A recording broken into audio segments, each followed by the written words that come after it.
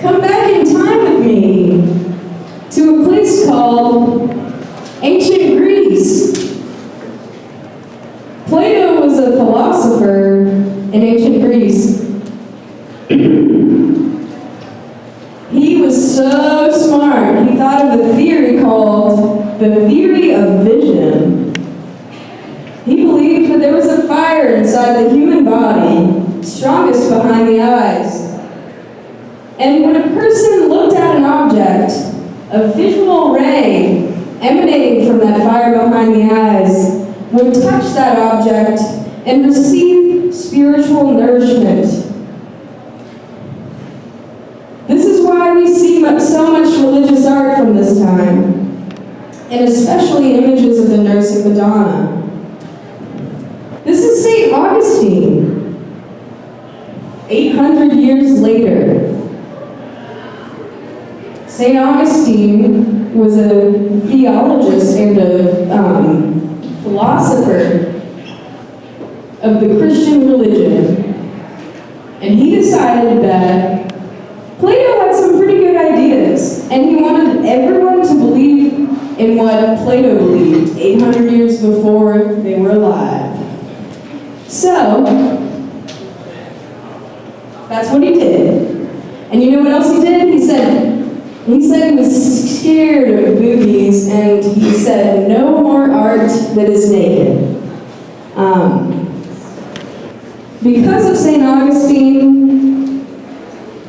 Neoplatonic religion or philosophy became extremely popular and stayed popular into the early Renaissance. Here we go. We're in the 1800s now. A lot of time has passed. We've overcome the Black Plague and a lot of the problems that we used to have.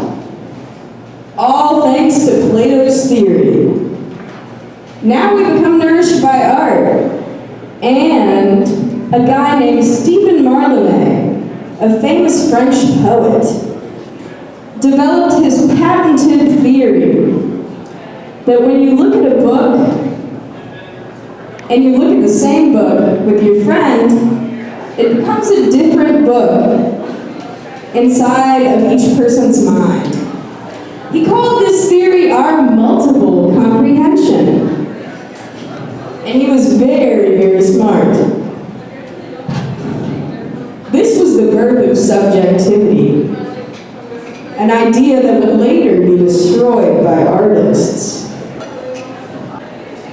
Mallarmé believed that books were instruments. Can you believe that? No, you can't. He believed that every book was only a book once it was read by someone and interpreted by them. So, say hello to Kandinsky.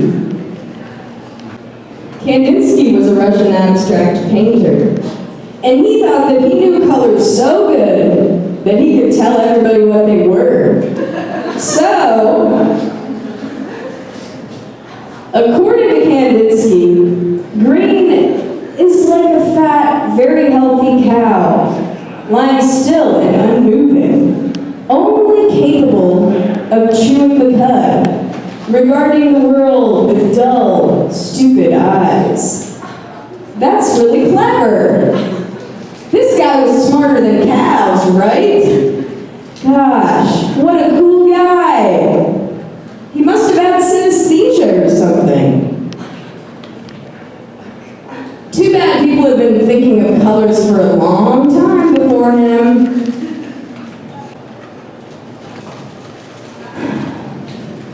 Somewhere in between Mallarmé and my next historic figure, there was a guy named Sol LeWitt. I don't know if you guys heard of him, but he's a minimalist artist. And he's actually the founder of our problem of the day. If words are used and they proceed from ideas about art, then they are art and not literature. Numbers are not mathematics. If words are used and they proceed from ideas about art, then they are art and not literature. Numbers are not mathematics.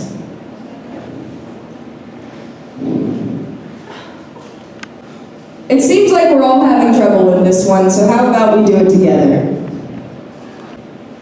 This comes from an essay by Sol LeWitt entitled Sentences on Contemporary or Conceptual Art. Excuse me. He later went on to say that this essay wasn't art, but comments about art. So remember that. I think what's puzzling about this to me is we're told what precedes the words. What precedes the words is ideas about art, but we're never told what precedes the numbers. When did we start counting? If we go back and we read Genesis, Yahweh gifted Adam with the dominion over the animals before he was given the gift of speech. Dominion over the animals. Don't you think that has something to do with counting?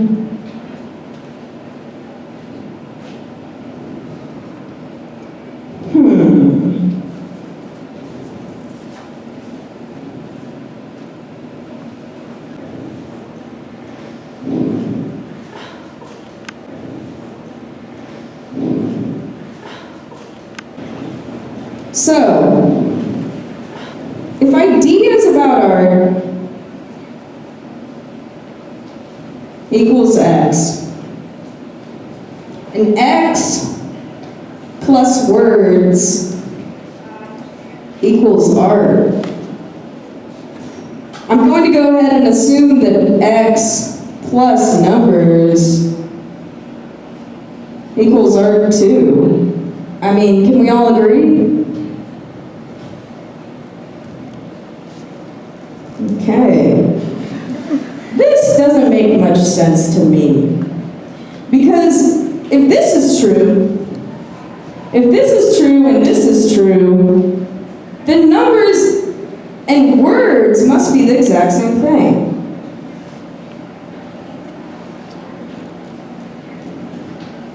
I mean, that makes sense, right?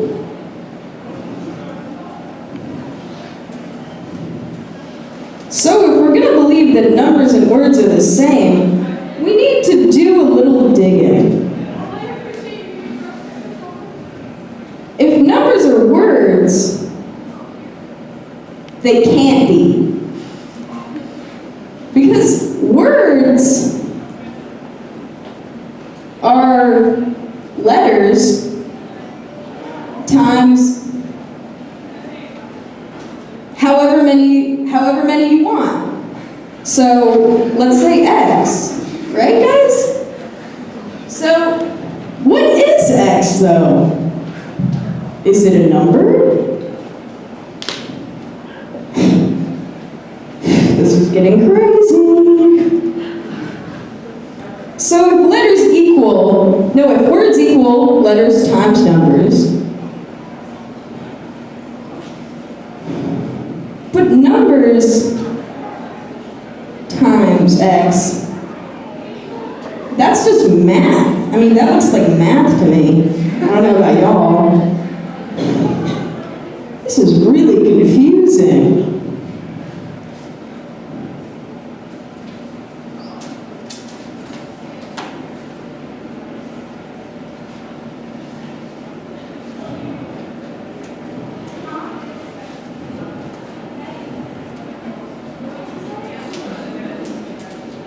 How did we get here? What are we doing? Listen, I got no problem with fashion, guys. But people used to distress their own jeans. Am I right?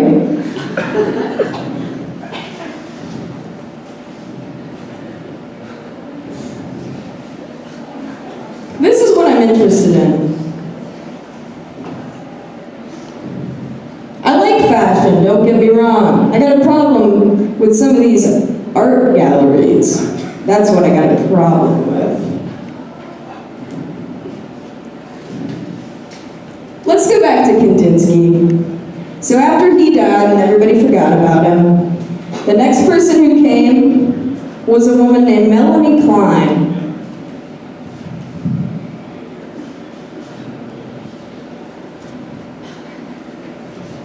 She was a Jewish psychoanalyst from Austria. She took a look at all these guys who came before her. Augustine, Plato, and he said, you guys are messed up. You guys are projecting your own problems onto everyone else and onto babies. And that doesn't need to happen anymore. Just to give you an idea, I want to go back. Do you guys mind if I backtrack a little?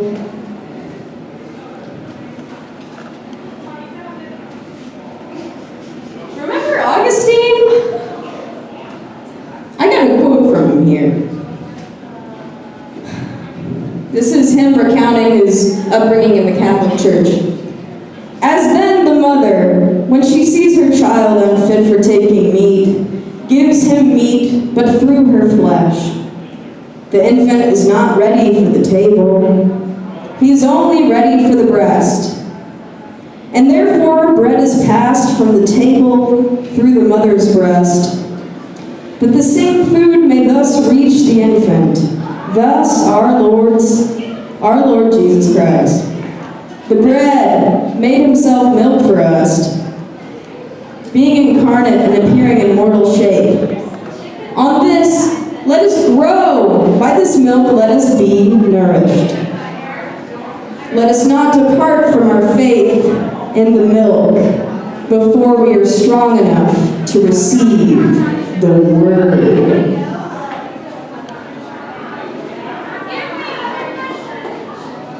Things coming together for y'all here? Okay, back to that lady.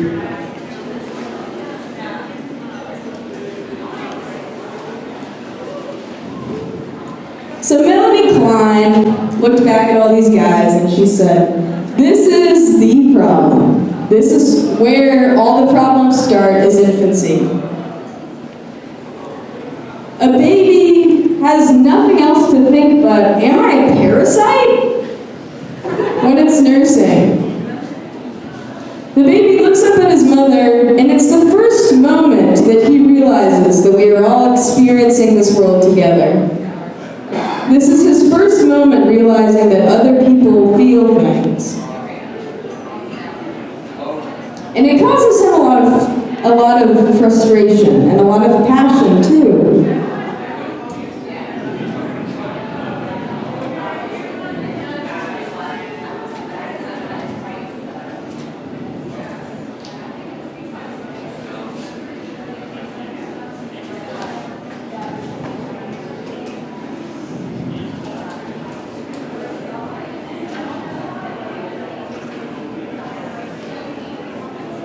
Cut to present day.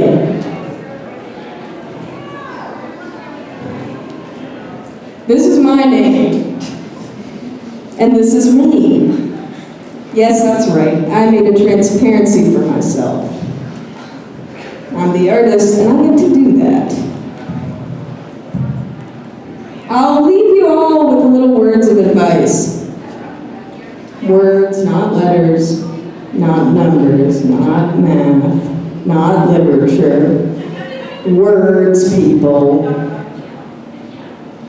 It matters what ideas we use to think other ideas with. Marilyn Strathern, she's a pretty contemporary anthropologist. So that's kind of just some enlightening words for you all, and a reminder to please experience the art in this room and in other rooms in the future. And make sure to receive spiritual nourishment from them. That is very important. That's it.